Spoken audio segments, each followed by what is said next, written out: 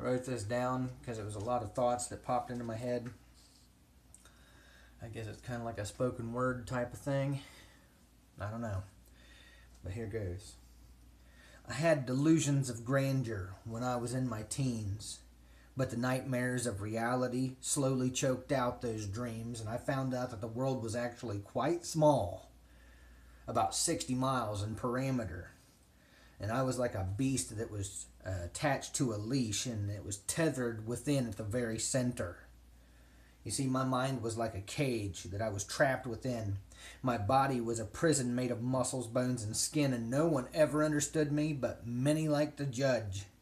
My heart was filled with murder towards the ones for which I held a grudge, and I always wanted freedom, but what does that even mean? Freedom from my home, from my family, from my sorrows, from all of my suffering? Freedom from my critics, or freedom from the law? Freedom to kill myself instead of being forced to endure it all? I was told that I would outgrow it, that it was just a phase, that the emotional extremes I was feeling inside would one day dissipate. So in search of hope, I sought the Christ, in hopes to start anew.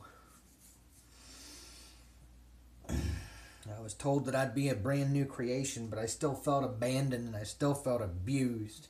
I expected some kind of warm, sunny day, but instead I got a candle that flickered now and then. The storm still beat violently against my house, only now seems like a little less rainwater leaks in. See, I'm not a happy Christian, and I'm not going to pretend to be.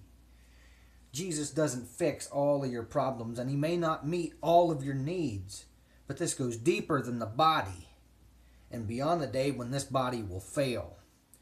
It's more than some prosperity gospel and a way to survive and keep you through jail.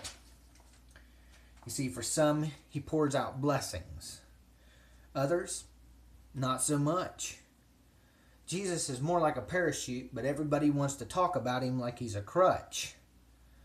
He is there in a life or death emergency if you remember to pull the cord. He isn't some slot machine, however, that you insert a quarter and then out comes a bunch of miracles spilling out all over the floor. You see, he said, "Great is your reward in heaven," because he understood that life can be a living hell. And sometimes the only way you're going to be able to change it is to get up and do it yourself.